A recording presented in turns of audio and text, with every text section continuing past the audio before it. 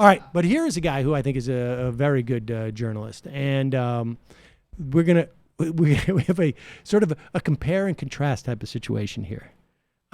First clip we're going to do is, here is a guy who I think is a legit journalist going on and basically making someone who's going to put themselves out. Now, I understand that this woman is, Vanessa Newman, is just is she now an official Juan Guaido representative? The clip says it's, but she presented her YouTube video or whatever it was, her New York Times thing is just an op-ed. A different woman. It's a different. I know it's hard to keep all the gusanos straight, but this is a different person. That's a Houseman and Houseman, Newman. not a Oh, Newman, okay. yeah. Sorry. Oh, I had no idea. All right. Well, then fine. Even better. Because here is Juan Guaido's representative in the UK. And I don't know if this is is she like an ambassador to the shadow, the would-be government? Or I'm not exactly sure even what that means. But it's pretty stunning insofar as she seems to have the same depth of knowledge of the situation as that woman Houseman, who was ostensibly a comedian, and her dad, I guess, worked with Guaido or something to that effect. Economic advisor. I just don't understand. At one point, are people just going to realize, like, oh, I don't want to go on television with Medhi Hasan because I'm spewing too much BS? Or does people have not gotten the message yet? Like, I don't understand how somebody even goes on at this point with Medhi Hasan without having, like, done any of their homework. Yeah, listen to the way she laughs. It's as if she thinks he's joking. No, I got news for you. That is not a legit laugh. That is I'm super nervous here, and my media training told me if you laugh, it's going to make it seem like you're not nervous. How can you believe that a US military intervention will bring democracy or freedom or human rights to Venezuela, especially with people like Elliot Abrams and John Bolton leading the charge, especially given the abysmal history of US interventions in your part of the world, Guatemala, Chile, Argentina, Nicaragua, Honduras, El Salvador? Why on earth would you trust the US military, let alone Donald Trump?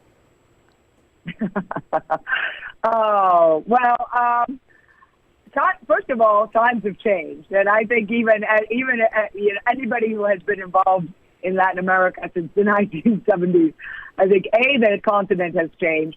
B, the attitude of the United States. Hold to on the region. 1 second. I think she means maybe late 70s, because I seem to remember something in 1973 that just sticks out.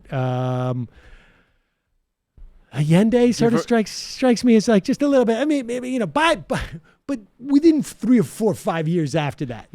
And I love how and then, of course, the 80s also happened. Well, which is after the 70s. And there was a lot of activity in the 80s. But if you skip through most of the 80s and you get to like the 90s. Well, then you would get to 2009 when the Obama administration backed a coup in Honduras, and even you could count, and I would understand why she wouldn't, maybe even 2002 in Venezuela. I was just going to say in Venezuela in 2002.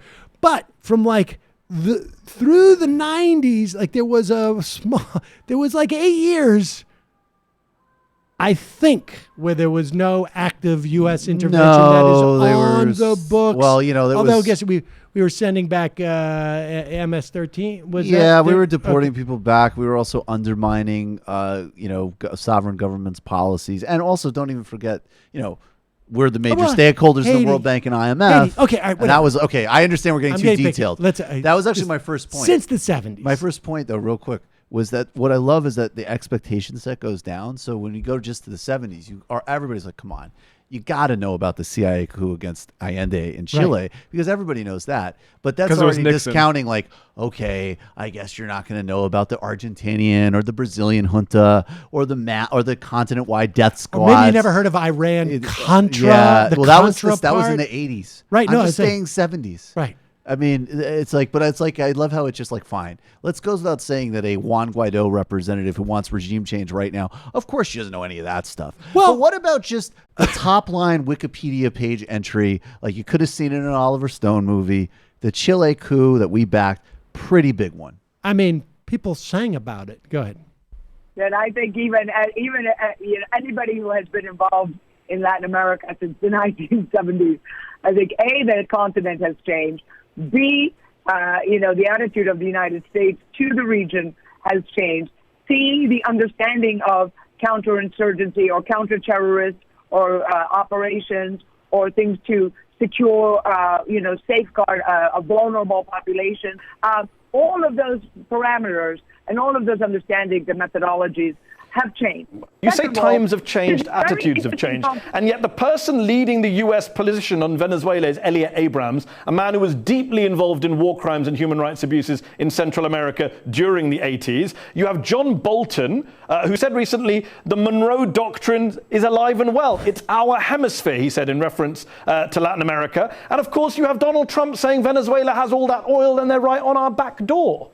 Doesn't seem to have changed at all. They seem to be interested in oil and sending people with a very bad record on human rights to help you. Hey, I was too young to live through the incident that. I'm younger than you, but we've all read history. Elliot Abrams was responsible for massive war crimes in El Salvador and elsewhere in the 1980s. He's now the man you trust to bring democracy to Venezuela? Seriously? Pause it for 1 second. How old is she? 17? How old is she? She was born in 1972. Okay, She was so born she in was 19 in college Oh, please. in the late 80s. Like, that's all anybody was talking about in the 80s. But maybe she just wasn't studying. She didn't get into government until she became the representative for Guaido. Here There we was go. some stuff in the 80s about my But I dad just potentially love- losing money. I love this whole theory of like, well, I'm too young, so history doesn't exist. There was a classic moment. I gotta give Bagala this, where Meghan McCain was on Bill Maher, Yes. and she's like saying Obama needs to stop blaming the Republicans for everything. And this is like 6 months after he got elected, Yeah. and they're already calling him a Nazi, and he's like, we need to reach out, so it's ludicrous to begin with.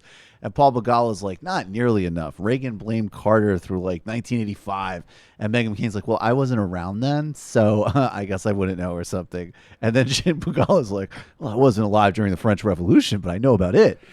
And she just was like, oh, I guess I'm a blonde. Oh my God.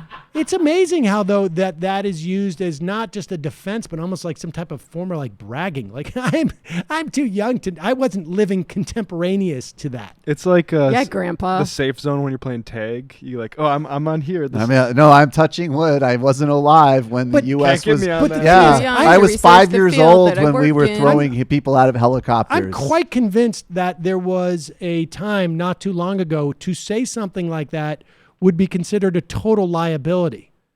Like that would be something that you would say and then immediately regret saying it, as opposed to thinking it was some type of defense. Go ahead, let's continue. I'm younger than you, but we've all read history. Elliot Abrams was responsible for massive war crimes in El Salvador and elsewhere in the 1980s. He's now the man you trust to bring democracy to Venezuela? Seriously? We just need to have the humanitarian aid enter, and we need to get foreign terrorist organizations out from terrorizing our own people. Yes, there it is. Don't Hezbollah. read history, but I sure know talking points. Well, there is not a good response to that, is the thing. Well, I mean, there could be, but it would involve like probably at least 45 minutes of reading and prep. There She isn't knows. a good response in terms of substance, but there's definitely you could She does not know.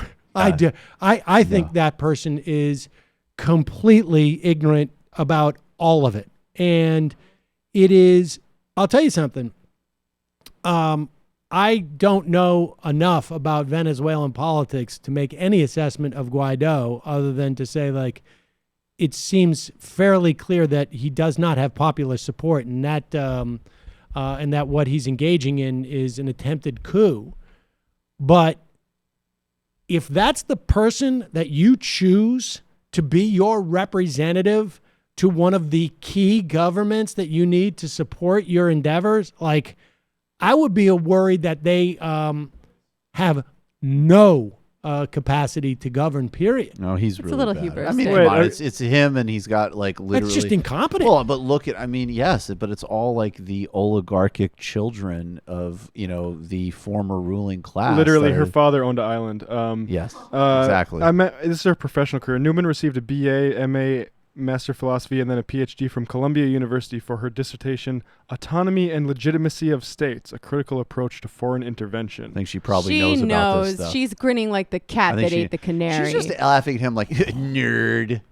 I just how She's trying to do that. poorly Well, also, I don't 'Cause take they these. know I don't that take. they- wing I they is also know that don't- they Columbia got named it. after her or something like I that. don't take these because they credentials know that they seriously. have support from the U.S. government, no matter how incompetent they are. Well, she still would want her appearance to go better, but I think she's just going with. That's like, you're old. That happened a long time ago. Wow. I'm interested in now. Also, She dated Mick Jagger in '98. oh, I believe that. boom. All right. That May I explains may it. I do a little bit of and can I just say, like, I mean, I'm playing a little bit of ethnic politics here, but it's interesting to me that how many of these people have German last names. Bit strange. There was a certain group of people that found refuge We need in democracy. Latin America after a certain These are- significant We need historical democracy in time period. Venezuela. Yeah, she's like, we need democracy in Venezuela. Oh, my father's fortune was built off of secret Deutsche bank accounts in the 1940s. I don't read history. I wasn't alive. I wasn't alive. Medhi, you are such a nerd. These are literally the people from the Jake Flores Means TV video. Yes. Like, tell me again what happened in the 80s. Glasses. It would be weird. Like I'd avoid history too if like there's like weird family stuff that might come up. Hey, look, Medhi. Off the record, everybody knows these stories. Frankly, it's I old and it's did boring. my thesis on autonomy of countries in the moment.